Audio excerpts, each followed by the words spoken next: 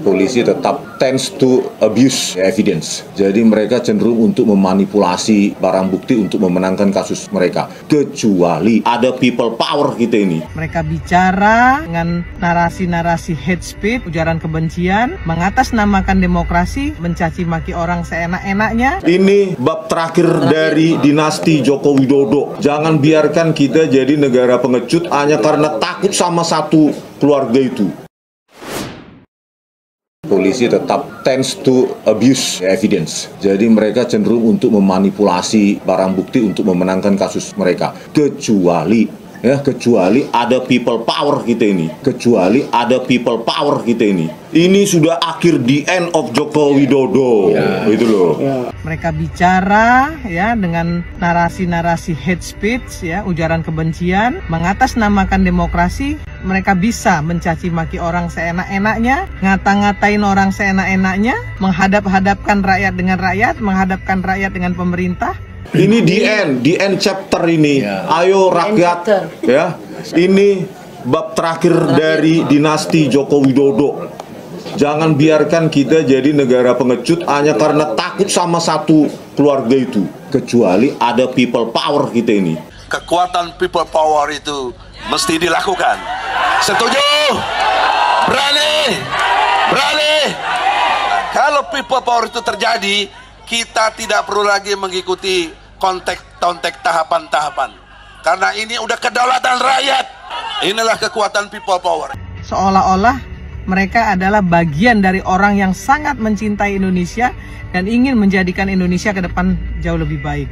Padahal justru mereka adalah orang-orang atau oknum-oknum yang ingin merusak Indonesia dari dalam, ingin merusak persatuan dan kesatuan bangsa. Memang siapa mereka itu?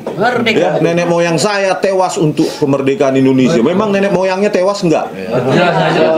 Belum tahu saya. Belum tahu kan? Selalu bikin kegaduhan. Setiap hari banyak sekali masalah-masalah yang sebenarnya tidak perlu dipersoalkan, mereka persoalkan. Satu lagi, tidak boleh ada diskriminasi atau bahkan tidak boleh ada kriminalisasi. Apakah ijazah palsu presiden itu soal ras? Kagak. Tapi kenapa gue dikenain juga pasal tentang ujaran kebencian? Jahat kok hakim lu. Padahal yang paling penting dari semua persoalan ini adalah bagaimana pemerintah bisa mensejahterakan rakyatnya. Sebagai sesama muslim, diajarkan menurut Ali Imran ayat 134, maafkan kesalahan orang. Tapi buat si Jokowi kayak begini mah susah dimaafin lagi, udah pembohong luar biasa. Bagaimana sih? Bukan sekedar masalah remeh-temeh yang terus-terusan digoreng-goreng. Ijazah palsu lah gitu ya. Ya banyak sekali persoalan-persoalan yang seharusnya tidak dipersoalkan menjadi dipersoalkan. 11.000 triliun persen palsu. Joko Widodo harus dipenjara di Nusa Kambangan kan.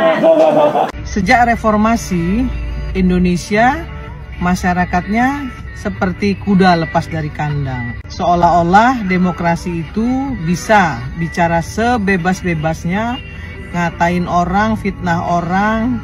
Kami bukan Roy Suryo sendiri, bukan Responsi Anwar sendiri, bukan Tifa sendiri, bukan Egy Sujana sendiri, bukan juga Bu Kurniatri Royani sendiri, tapi kita bergerak atas nama masyarakat. Satu kata yang terakhir, yang penting adalah kejujuran. Kau bertanggung jawab di akhirat besar nanti. Kau pakai nama Tuhan demi Tuhan yang Maha Esa. Diputuskanlah kan? Kau bawa nama Tuhan tapi kau penipu. Azab Allah segera datang. Barangkali udah ada yang mati keluarganya itu, gue nggak tahu tuh. Hakim, ya, kami punya hak untuk mendoakan zolim kepada kalian karena kalian jahat sama kami. Mereka nggak sadar bahwa jika kita terus-terusan seperti ini, maka cita-cita dari Presiden Prabowo Gibran untuk menjadikan Indonesia ke depan menjadi Indonesia emas nggak akan mungkin tercapai. Jadi Jokowi ini bukan hanya harus diadili ya, tapi harus dipenjara dan diasingkan. Kenapa? Ya karena memang palsu. Nah, mari kita cerdas berpikir. Jangan kemudian asal ngomong, mau mengkritik, asal mangap tanpa data. Itu justru hate speech namanya. Ujaran kebencian, dengki, iri. Tetapi rekayasa itu selalu ada dan itu mungkin terjadi. Contohnya rekayasa apa? Tadi pertanyaan bagus ya. Apakah dimungkinkan nanti ternyata ditunjukkan ada skripsi baru gitu ya, yang dibuat semirip-mirip yang ada. Mau dibikin semirip mungkin, insya Allah akan ketahuan. Hilangkan itu semua kalau ingin Indonesia ini ke depan lebih maju. Ya nanti di pengadilan. Ya kalau UGM masih belum minta maaf dan Jokowi belum minta maaf di pengadilan, nanti kita dan buka. Iya. Jadi pemirsa harus kembali saya cerdaskan melalui informasi ini agar paham dan tidak bisa dipengaruhi oleh oknum-oknum yang selalu mengadu domba satu sama lain. Pernyataan People Power yang dilontarkan Egy Sujana berujung penetapan statusnya menjadi tersangka. Kabid Humas Polda Metro Jaya Kombes Pol Argo Yuwono mengatakan peningkatan status ini dilakukan Rabu kemarin setelah gelar perkara yang dilakukan penyidik. Sebelumnya, penyidik telah memeriksa 6 orang saksi, 4 orang ahli, dan sejumlah barang bukti seperti video dan pemberitaan media online. Egy Sujana dipanggil untuk pemeriksaan sebagai tersangka makar pada hari Senin depan.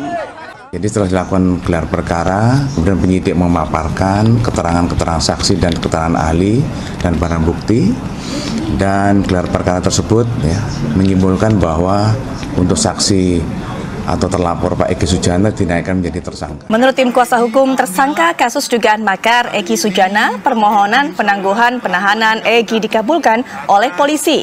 Egy akan segera dikeluarkan dari rutan Polda Metro Jaya. Kuasa hukum Egy menyatakan penyidik mengabulkan permohonan penangguhan penahanan Egy atas jaminan anggota Komisi 3 DPR RI Sufmi Dasko Ahmad.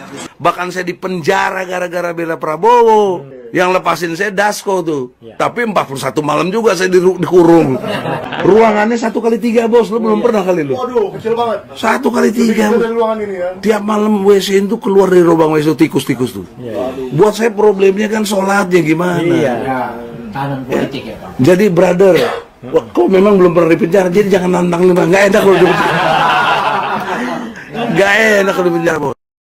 Polisi tetap tends to abuse evidence. Jadi mereka cenderung untuk memanipulasi barang bukti untuk memenangkan kasus mereka. Kecuali ada people power kita ini. Kecuali ada people power kita ini. Ini sudah akhir the end of Joko Widodo. Itu loh. Mereka bicara ya dengan narasi-narasi hate speech ya, ujaran kebencian, mengatasnamakan demokrasi. Mereka bisa mencaci maki orang seenak-enaknya, ngata-ngatain orang seenak-enaknya, menghadap-hadapkan rakyat dengan rakyat, menghadapkan rakyat dengan pemerintah. Ini the end chapter ini. Ayo rakyat, ya. Ini bab terakhir dari dinasti Joko Widodo. Jangan biarkan kita jadi negara pengecut hanya karena takut sama satu keluarga itu. Kecuali ada people power kita ini. Kekuatan people power itu mesti dilakukan. Setuju? Berani? Berani? Kalau people power itu terjadi, kita tidak perlu lagi mengikuti konteks tahapan-tahapan. Karena ini udah kedaulatan rakyat. Inilah kekuatan people power. Seolah-olah mereka adalah bagian dari orang yang sangat mencintai Indonesia dan ingin menjadikan Indonesia ke depan jauh lebih baik. Padahal justru mereka adalah orang-orang atau oknum-oknum yang ingin merusak Indonesia dari dalam, ingin merusak persatuan dan kesatuan bangsa. Memang siapa mereka itu? Ya, nenek moyang saya tewas untuk kemerdekaan Indonesia. Memang nenek moyangnya tewas enggak? Belum tahu saya. Belum tahu kan? Selalu bikin kegaduhan. Setiap hari banyak sekali masalah-masalah yang sebenarnya tidak perlu dipersoalkan, mereka persoalkan. Satu lagi, tidak boleh ada diskriminasi atau bahkan tidak boleh ada kriminalisasi. Apakah ijazah palsu presiden itu soal ras? Kagak. Tapi kenapa gue dikenain juga pasal tentang ujaran kebencian? Jahat kok hakim lu. Padahal yang paling penting dari semua persoalan ini adalah bagaimana pemerintah bisa mensejahterakan rakyatnya. Sebagai sesama muslim, diajarkan menurut Ali Imran ayat 134, maafkan kesalahan orang. Tapi buat si Jokowi kayak begini mah susah dimaafin lagi, udah pembohong luar biasa. Bagaimana? Bukan sekedar masalah remeh-temeh yang terus-terusan digoreng-goreng. Ijazah palsu lah gitu ya. Ya banyak sekali persoalan-persoalan yang seharusnya tidak dipersoalkan menjadi dipersoalkan. 11.000 triliun % palsu. Joko Widodo harus dipenjara di Nusa Kambangan kan. Sejak reformasi, Indonesia masyarakatnya seperti kuda lepas dari kandang. Seolah-olah demokrasi itu bisa bicara sebebas-bebasnya, ngatain orang, fitnah orang. Kami bukan Roy Suryo sendiri, bukan Responsi Anwar sendiri, bukan Tifa sendiri, bukan Egy Sujana sendiri, bukan juga Bu Kurniatri Royani sendiri, tapi kita bergerak atas nama masyarakat. Satu kata yang terakhir, yang penting adalah kejujuran. Kau bertanggung jawab di akhirat besar nanti. Kau pakai nama Tuhan demi Tuhan yang Maha Esa. Diputuskanlah kan? Kau bawa nama Tuhan tapi kau penipu. Azab Allah segera datang. Barangkali udah ada yang mati keluarganya itu, gue nggak tahu tuh.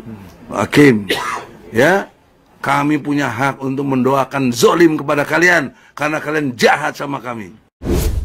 Mereka nggak sadar bahwa jika kita terus-terusan seperti ini, maka cita-cita dari Presiden Prabowo Gibran untuk menjadikan Indonesia ke depan menjadi Indonesia emas nggak akan mungkin tercapai. Jadi Jokowi ini bukan hanya harus diadili ya, tapi harus dipenjara